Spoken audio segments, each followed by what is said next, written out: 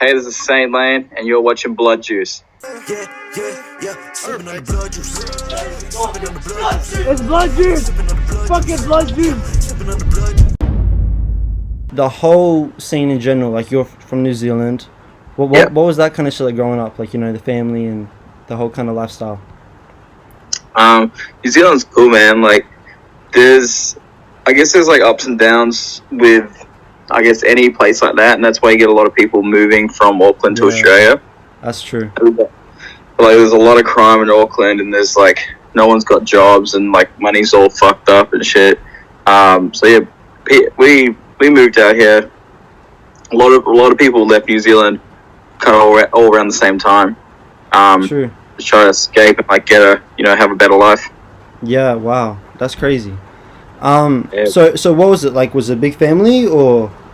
Nah, bro. It was just me, my parents, and my sister. Right. And was it hard to even, because you know you got this kind of rough lifestyle, and then you're trying to get into music. Yeah. That would have been like, you know, because it's the same like here as well, out west in Sydney. Totally. Yeah, I've heard. Well, I originally wanted to be a comedian because I like deal with like trauma through like comedy, and like I try and make light of any situation that I'm in. So like because I was like just experiencing trauma, I was really naturally gravitating towards comedy more so than anything. And I guess I was just lucky when I was 15.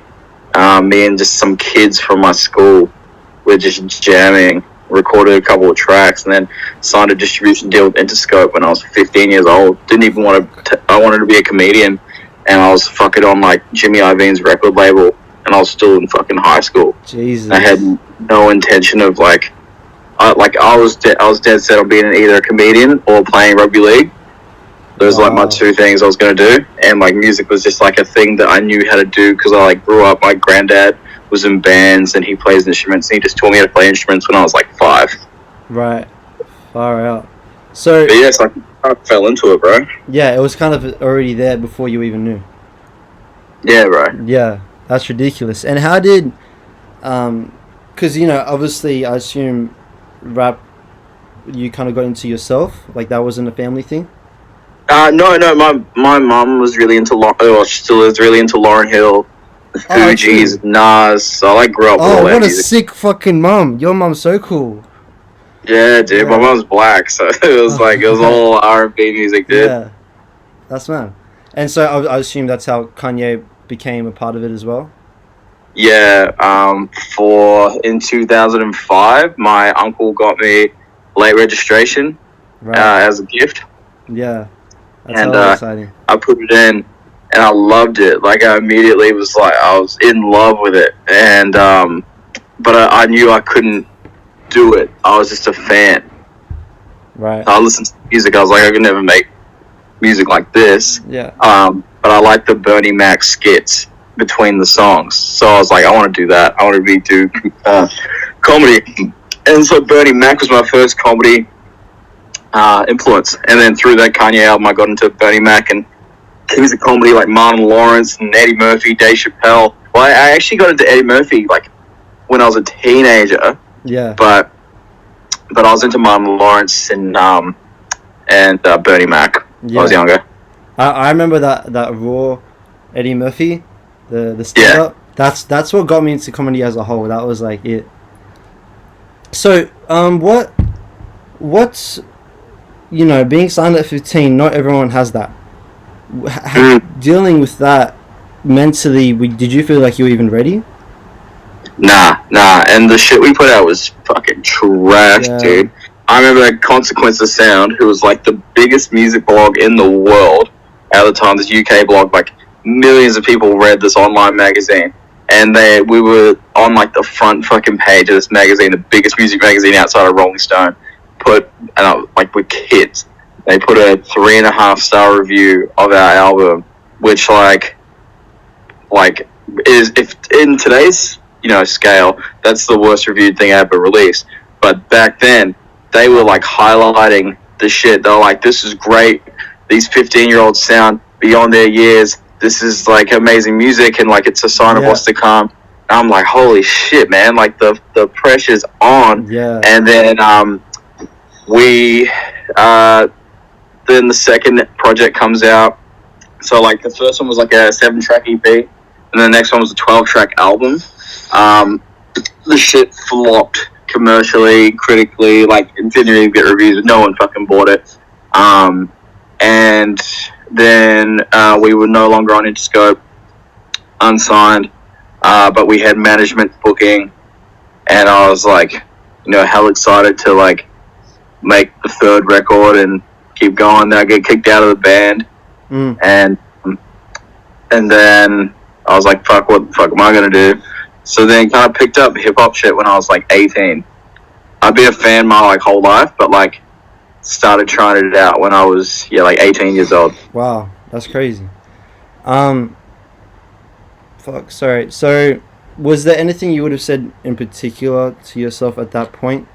Like, like I would have said don't fucking release anything.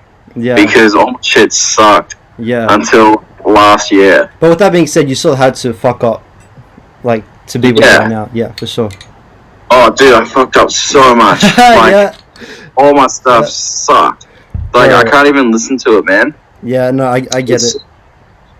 It's so fucking embarrassing. And I was talking to a friend just before, and I'm like talking about how I'm really worried if my shit blows up, and my old shit leaks, and people realize that I suck. But see, that's so dope as well. Like, I listened to Russ. You know Russ?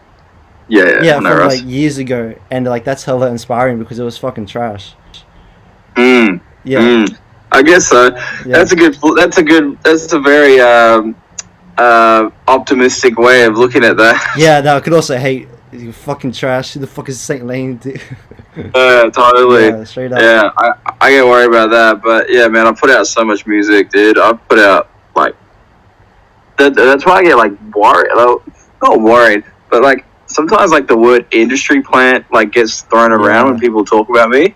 Yeah. And I'm like, dude, I've been fucking putting out music since I was 18, booking my own shows and shit, and it's still not successful, man. If I was an industry plant, I would be popping. Exactly. Like I'm right now. If I was an industry plant, I'm the least successful one because I've been putting shit out for so long. It's not hitting it. Every view I have and every stream I have, like I'm not a guy that gets like editorial fucking playlists on Spotify. Like all my shit is like me and people, listening to my shit and word of mouth and stuff. I don't have like big followings on social. Like it's all just fucking me, man. Yeah, that's crazy. That's ridiculous. I was in LA and I did this audio podcast and the whole fucking shit. Like I did a 2-hour chat with this guy and the whole card wiped. He was like, dude, I don't have that interview anymore. I was like, why the fuck did I waste my time like that? That's fucked. I get it. Yeah. I get it. I was even shit with like 1-4 and I had a similar thing with Chilling It. I could have interviewed them, but my battery died. All the time. Like that shit. It was like, and that was on shoot for Spot the Difference. So. Oh shit! It just happens. It just happens. So do you make music or are you just a fan? Nah, well, I wanted to when I was like, maybe 9, 10, and looking back at it, I probably could have pursued it, but I just knew, like, I know me, and I know that's not my talent, I guess you could call it, but I was always a good businessman, and I could always talk to people. I always loved music, and then when No Jumper started popping, it was kind of like my blueprint. So like, well, you know what, I can do this, but for Sydney. So yeah, sick. Yeah. Man, Adam 22 was talking about me on No Jumper. No way. Yeah, dude, in like June, it was the craziest shit, man. Yeah. My phone like started blowing up, and they're like, "Yo, Adam 22 is talking about you," and I'm like, I got sent like the video and shit. It was sick. He like in the clip, it's on my Instagram like way back. He like goes on my Instagram and like goes through my photos and like talks about my clothes and like my music's playing. He's like, "This song's sick." Like, shout out Saint Lane. What song was it? Sugary Sweet. Oh, trust. That makes sense. What that one? Do you have one that you're proudest of in particular? Oh shit, man. Probably Pitbull type beat. Yeah, that makes sense. it's like my least popular song, but it came from a session I had with a guy called Maxwell, who's from Sydney as well. Right. I'm like such a fan of his music, and it came from when we first met, and we made that song in like a day. And I used to work at this hotel. Like I worked night shift at a hotel, so I was doing 11 p.m. till 8 a.m. 5 nights a week as a concierge at this hotel in Surfers Paradise on the Gold Coast.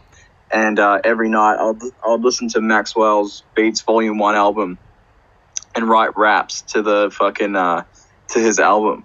And then I met the guy. Fucking dusty as shit in here. I turned the aircon on so I could wear a hoodie, and like there's dust in my aircon. I get it. I was on my bake one before. Yeah, but yeah, like so I went from like writing to this dude's beats to like being in the room with me and him made a song in that day, and that was that track. So I'm probably most proud of that one. That's ridiculous. Do you have like a favorite memory in all this as a whole, like in music? Playing in South Korea last year was sick. Yeah, I thought you would say that. Even just like meeting Rick Ross and shit, that would have been so surreal. Yeah, dude, Rick Ross is cool. I've met Earl Sweatshirt a couple of times now through music, which has been cool. Oh, true. Yeah, he's a nice guy. Shit, man, like, yeah, South Korea was crazy. Do you have a favorite? Go on. No, definitely South Korea. Actually, now that I think about it, like the whole circumstance just around that whole thing was just fucked. So, yeah, that's the highlight so far. Hopefully, it's not the highlight for the whole thing because that would suck. Yeah, no, just to see that journey, I feel like, is so much more valuable than actually getting to the end. You know what I mean? Like so many people play for the trophies, but if you play to actually just play the game, man, it's a whole nother rap. Like, yeah. Oh, you're right, totally. What is that? What motivates you? Just like, you know, shit, like what South Korea was and the people, the energy. Is that what drives most of? I think like I've got like a book, right? I'll show you. I'm in my room right now. You guys can get an exclusive tour of what's happening in this isolation. This is MTV Cribs. MTV Cribs right now, dude. So I have this book. Oh shit, I'm fucking up all the art. Got this book, and in this book, it has every single thing that I want to do in my career. Wow. And I'm just gonna, I won't show the camera, but this is also where I write all the tracks. But on this whole list of things, it's a big list, dude. I've only ticked one of them off, and that is be in GQ magazine. Wow. And then haven't done. Actually, I haven't looked at this in a long time, so I might have done some other things. Yeah. No, I haven't done any of these things. Oh, I did one of them. One of them was sell out a show. I've done that now. How big was the show? This is my. That's like where my. If I'm losing focus, I need to go back to that book. Yeah, I get that. I've got like a little list next to my desk, and it's like my life plan. Just, you know, like it's a similar thing. So yeah, what other things on that list? It's good to write shit down, man. Yeah, for sure. It puts it out into the universe. Yeah, dude. It's actually wild. You ever what is it called? Like those memories on Facebook? Yeah. Bro, I had one today from 4 years ago, and it was like, hey guys, my song's almost on 1,000 streams. If you could please listen to it, that'd be awesome. And I'm like, fuck, man. Like, I was like begging for someone to listen to my shit, so I passed 1,000. And then I like opened my like Spotify for artists, and like Fury Suite's on like 230,000. That's and fast. it's like yeah. In 5 years, it doesn't seem like much, but in 5 years, my situation's improved by 230,000%. That's ridiculous. That's fucking crazy. How do you see everything in the future? Like, let's say 5 years. How old are you? Sorry. 24. Yeah. So 5 years, you're 29. I'm old as shit. I'm old as shit right now, dude. Old motherfucker. Like, like the oldest, but I keep having like writing sessions and like meeting artists and shit. Yeah. They're like kids. And I'm like, fuck, man. Like, yeah, man, I'm 18. So how old are you? 18. Shit, man. When I was 18, bro, I was... Fuck, bro. What was I doing? I was in uni. I was at university when I was 18. Yeah. And I was being a complete idiot. And I was fucking up. And it's...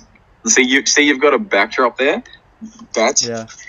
You're way ahead of where the fuck I was. That backdrop alone. Dude, I was fucking up so hard. I like delayed my career by about 4 years by being a dick in uni. Yeah. Like by just not focusing. Bro, we would just party for a year. Like I literally spent 2 years just seshing. Just having a party. When I was your age, bro. Yeah. I didn't see daylight unless I was going to a driving range to play golf for pre-drinks. I didn't go to class, bro. But I was paying to go to uni. I wasn't attending the class. Yeah. But see, like... So, I'm glad you got your head on. It's very good. It's very... Thank you. But see, like, at the same like time, I see all my friends do dumb shit, and I think, yeah, I wouldn't mind, just, like, doing some of that. Because when I'm going to be 90, I don't want to look back and think I didn't do anything goofy. You know what I mean? Totally. Yeah, and man, I'm all for a bit of fun times. Yeah, dumb shit. I would be doing so much better career-wise if I just dedicated 2 days a week to music instead of dedicating 7. Yeah. To okay. Right. Yeah, you really just went full board. Jersey Shore type shit. I was a fucking machine. Like it was stupid. I was so dumb. Pretty much every stupid thing a person could do, I did in the space of 24 months. I like that though. But anyway, back to the actual question. yeah. Sorry, what was the question? 5 years from now. Oh shit, dude. Like, I would love to have some sort of outlet where, because here's the thing. Here's what doesn't exist. There's no outlet right now where a career can be launched. You have Lyrical Lemonade, and that's where a song can be launched, and maybe a hot artist for a minute. But there's no Johnny Carson. So like, I don't know. You're probably way too young to remember Johnny Carson, because I'm too young to remember Johnny Carson. But you know who this is. He's wildly famous back in like the 60s. This is a dude who had a talk show, and he put on everyone, bro. Yeah, I know. Like every entertainer, like that is like, I'm sure I want to make something that's like that for everything. Wow. Like, because there's so much shit. Here's what's happening, dude. TikTok is gonna fuck everything up, and this is me calling this right now. It's gonna legitimately fuck up the entertainment industry, because a few things are gonna happen. People are gonna start making songs, for the meme of it, and what's gonna happen is there's gonna be an oversaturation of shit music to jump on a trend that is gonna outshine great songs and great songwriting and great production. It's going to get overwashed, and then and people's attention spans are going to get so fucked that film is going to die. You can't have a movie like The Irishman or The Departed or Goodfellas, because people can't sit through the whole movie because their attention spans are so fucked from TikTok. So all these creative fields are going to die. And then I want to create like a resurgence of just entertainment. And it sounds like old school entertainment, but it's actually just like entertainment that we're all, like, pretty much indoctrinated to experience. Like, just, dude, my favorite songs go for 8 minutes, and there's going to be no more 8-minute songs, because people are going to start making 1-minute songs, and soon the radio is only going to play 1-minute songs, and soon everything's going to be a TV series.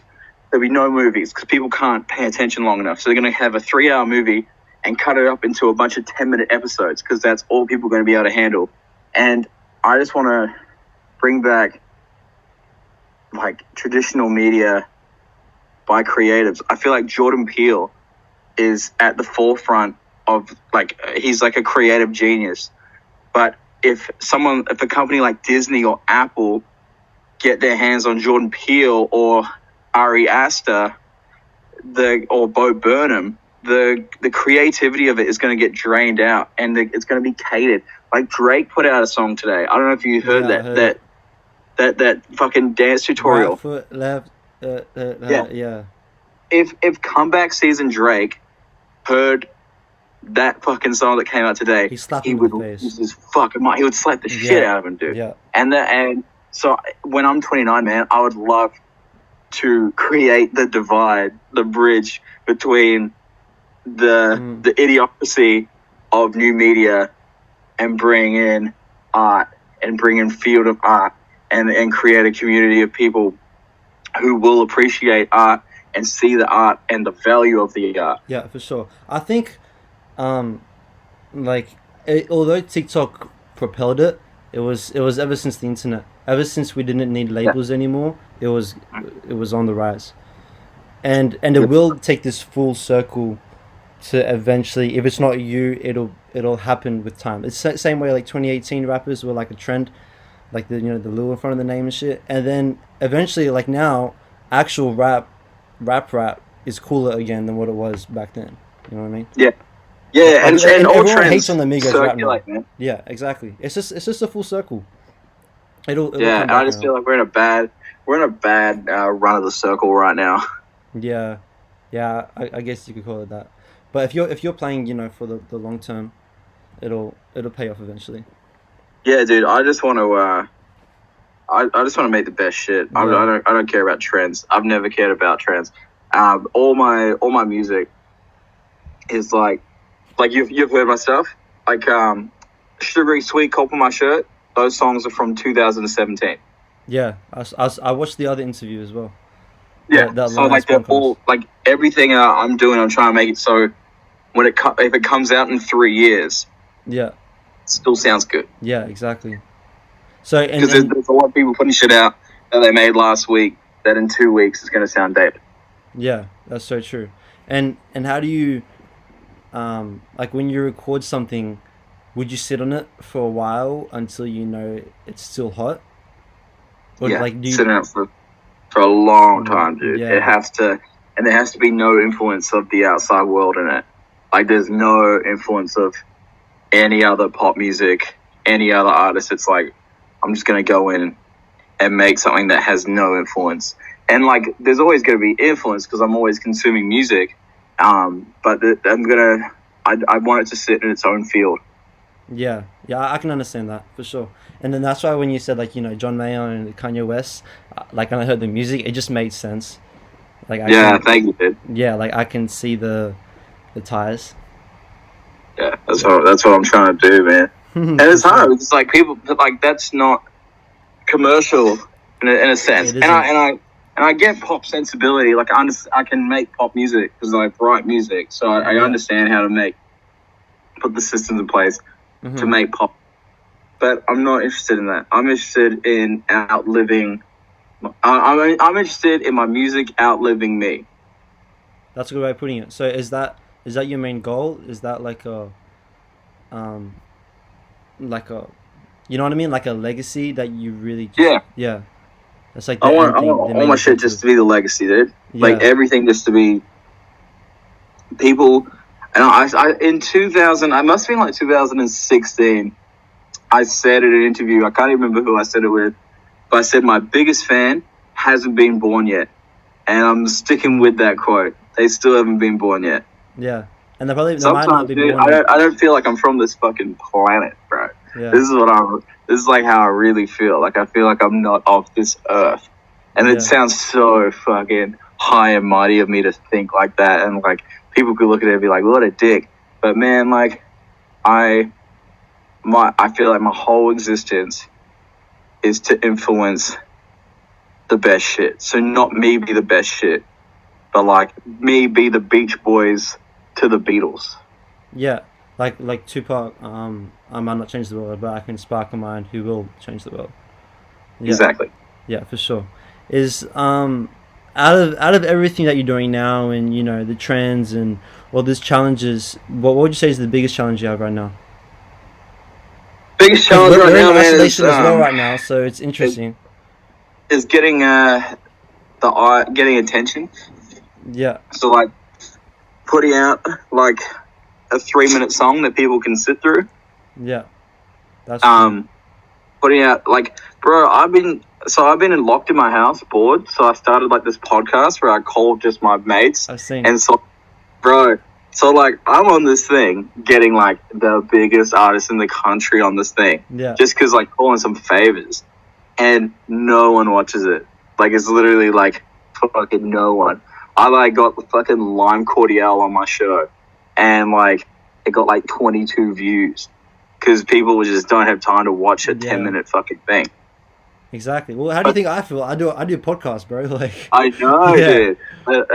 I would be going crazy if all I did was podcasts, because it's so hard to get people to. And I love podcasts, man. Like I watch every Chris D'Elia congratulations podcast. I've seen every single one. Yeah. And I spent hours of Joe Rogan time. Yeah. And as I'm sure, like, fucking everyone has. But yeah, bro, the hardest thing right now is attention. Yeah.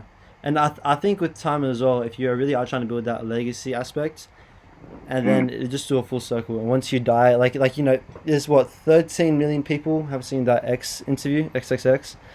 Yeah. So it's just with time, you know what I mean? Once you get that legacy, it's a different game. Totally, dude. Yeah. And it's like, and it's not all totally for me about views as well. It's like impact, what you were saying before, like impact is so key. Like I've had a couple people message me to say like that my like podcast is the shit. That's was like helping them get through their own isolation, because they kind of have something to look forward to coming out every day. Yeah. So like that in itself is worth 100,000 views to me. Yeah. Do you do okay with isolation? You know, you got your podcast. Yeah. Are you still like, you know, mentally stable?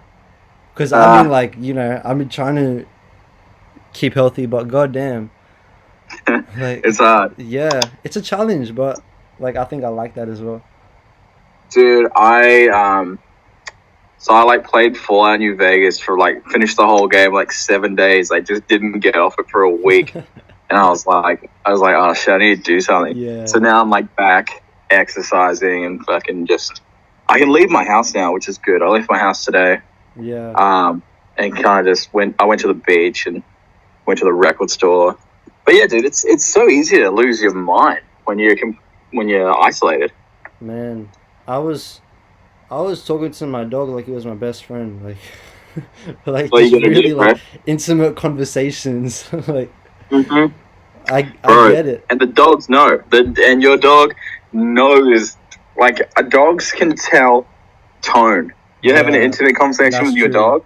Your dog knows that's a serious chat. Yeah. Straight the fuck out. It'll look at you and knows the lingo. Yeah. Well, how crazy is this? You know dogs can count? What you mean?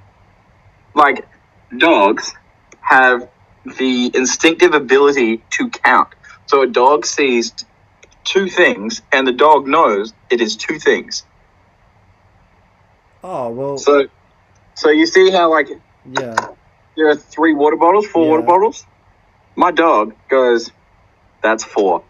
In its own way. But dogs can count. It's fucking wild. I learned that yesterday. Lane the Saint Dog Whisperer. Yeah. I was blown away when I learned that. How'd you know?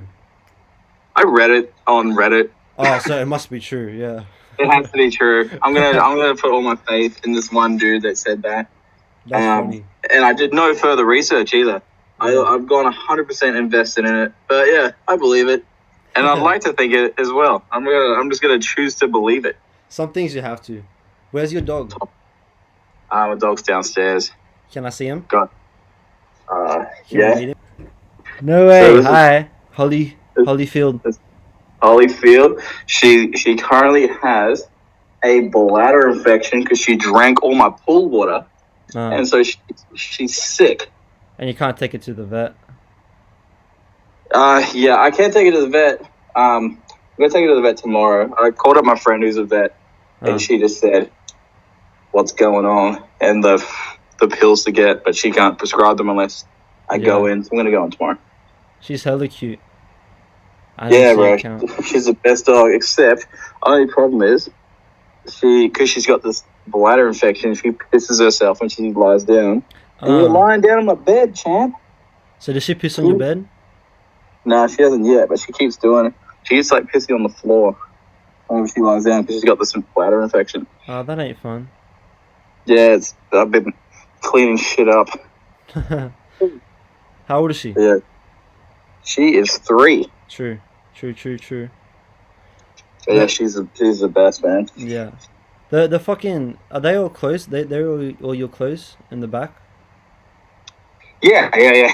God damn. That's just some of them. That's a Hollywood runway. Yeah, bro. I'll give you a quick tour. So these are some sneakers that I've got in rotation at the moment. So like I've swapped them out. Usually I leave my house. Yeah. But yeah, every shoe here has a story. I got invited to go out and meet Tommy Hilfiger, like the guy. Right.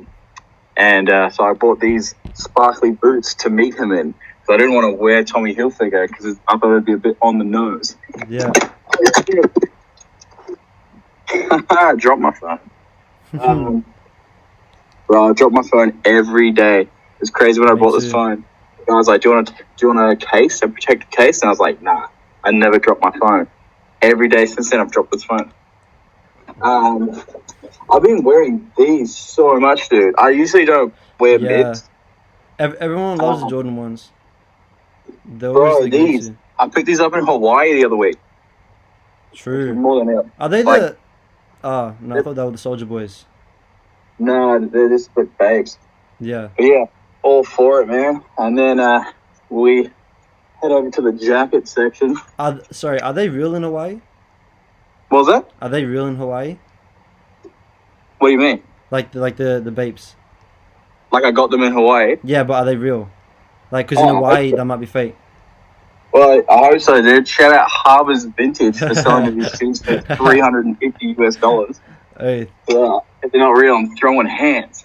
For real. Right, nothing too interesting here. Oh, I wore this military jacket. Yeah, Korea. I wore that in South Korea. Bro, just suits.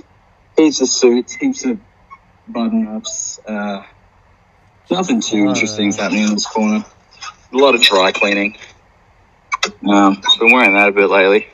Man, that's crazy. So much You shit. wake up to a whole store. Yeah, bro. The most valuable thing I probably have would be this. I don't know if you know anything about sport, but I'm decent. I'm alright. In the 1950s, the South Sydney Rabbitohs won 10 premierships in a row, and they had a guy called Clive Churchill. And they now the best player of the grand final in the NRL wins the Clive Churchill medal. So that is Clive Churchill's South Sydney Rabbitohs 1951 team photo. True. Signed by the man himself. Clive Churchill. Clive Churchill signed my fucking thing. No way. I won Album of the Year at the Gold Coast Music Awards in 2017. That's cool. Was that? What was your first award?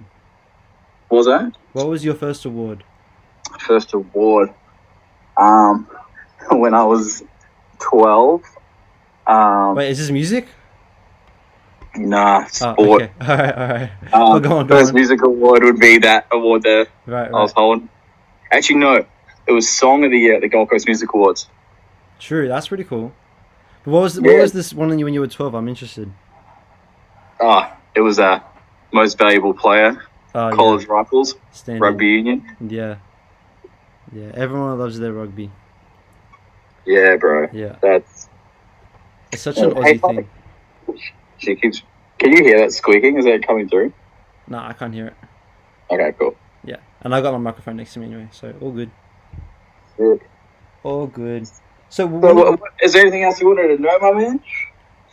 When are you coming to Sydney next? Because, like, on a side note, I would be interested to link up anyway. Yeah, dude. Well, when the world stops ending, I will be there. Straight out. I was meant to be in Sydney like a week after I got back from Canada, which was like 3 weeks ago. Right. But yeah, I had the I had the forced isolation, so I had to skip the trip. But hopefully soon. Yeah, it sucks. And you just dropped a song with Travi. So, I did. Yeah. Good friend of mine, dude. I've known Travi for years. It's crazy. Did you want to promote it? You just dropped, so I can, some yeah, highlights. Yeah. Sure. Yeah. What's the song called? The song's called She Devil, and if you don't stream it, my baby dog here will become a stray. If we don't get 100,000 streams, Holly will live on the streets. Nothing else you want to cover? You talk about any plugs or anything? I think we covered the whole thing. You got the exclusive. You got the inside of my room. Never before seen. I'm happy, bro. All right. Well, peace. It was good to meet you, man. Yeah, you too, my bro. We'll link up in Sydney. Definitely. All right. Later. See you, bro.